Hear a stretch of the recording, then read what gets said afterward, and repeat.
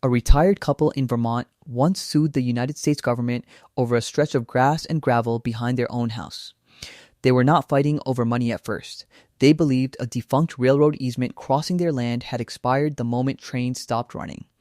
In their eyes, the land was legally theirs again.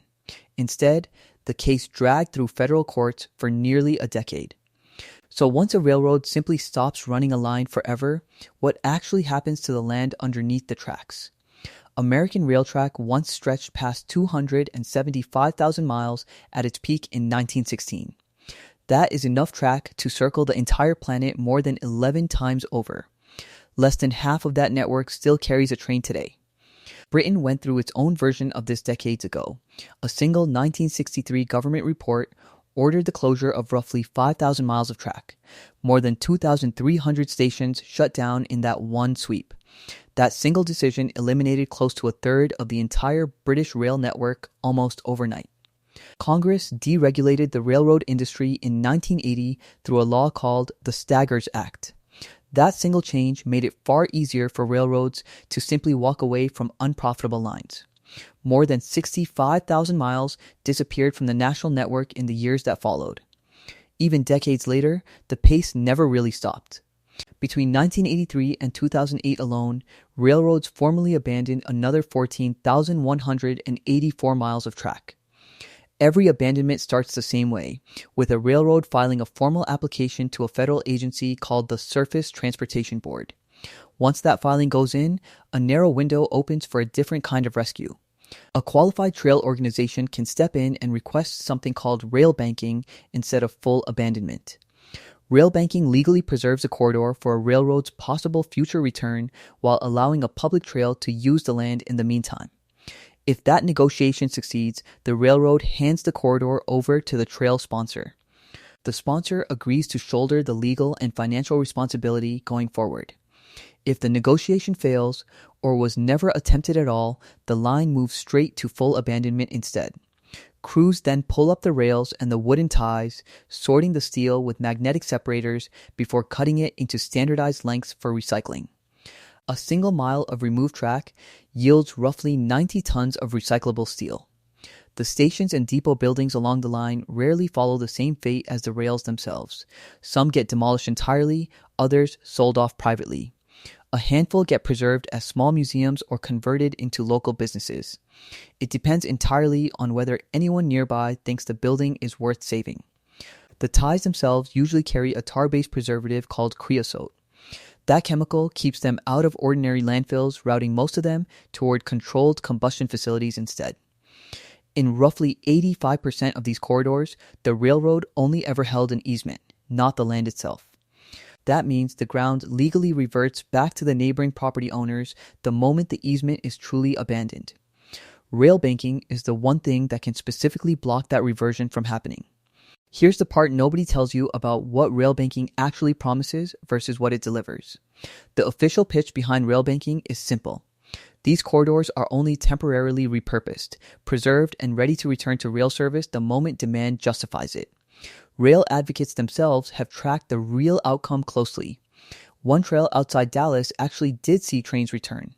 A local transit authority laid new track directly alongside an existing rail trail to create a working commuter line. That single case gets cited constantly, precisely because it remains one of the only well-documented examples of the promise actually working as written. Of the roughly 300 corridors railbanked since the program began in 1983, only 9 have ever actually been reactivated for rail use. That is 3% of all railbank corridors, representing about 150 miles out of thousands preserved under that promise. Not temporary in practice, not reversible in any way that regularly happens, not the interim arrangement the original law describes on paper. Part of the reason so few corridors ever get reactivated is simple neglect of the surrounding land itself. Fences go up, and driveways get paved across old rights-of-way. Small buildings sometimes creep onto the corridor within just a few years of a line going quiet. Untangling those encroachments later costs far more than most transit agencies are ever willing to spend. The Vermont couple learned the second, sharper edge of this same system. Their land sat under an old railroad easement, a legal right granted generations earlier that only ever permitted railroad use, nothing else. Under ordinary state property law, that easement should have expired the moment rail service stopped for good. The land should have gone back to them automatically. Federal railbanking law overrode that expectation, keeping the corridor active as a trail instead of letting it revert. The Supreme Court upheld railbanking as constitutional in 1990, but sent the couple's claim for compensation down to a lower court. 6 years later, that court ruled the government did owe them money under the Fifth Amendment. Turning a railroad into a public trail was legally a different use than the original easement ever allowed. The compensation came out of federal funds. The trail itself was never removed. It could not legally be stopped, even after the courts agreed the couple's land had effectively been taken from them. Similar takings claims have followed in other states since, each one testing the same basic question the Vermont couple raised first. A 19th century legal agreement, signed before anyone imagined a hiking trail replacing a steam railroad, decided this dispute. It settled a modern property fight more than 100 years after it was first written. So the picture of an abandoned railway is really two separate systems layered on top of each other. One is physical, steel pulled up and melted down, wooden ties hauled off for controlled burning, gravel beds slowly reclaimed by weeds. The other is legal, a promise of reversibility that almost never gets tested. That promise can quietly outlive the railroad that once created it. Most of these corridors will stay trails forever, whatever the original paperwork still technically claims. Local governments now budget for exactly this outcome. They treat the trail as a permanent asset rather than a placeholder waiting on a train that will likely never come back. A 19th century railroad easement can still decide who owns a backyard more than a century after the train stopped running. That makes you wonder what actually happens to an ordinary utility easement once the pipes or wires underneath it go permanently dark. This kind of hidden system is the sort of thing you can keep seeing unpacked stage by stage. Subscribing keeps the next one coming.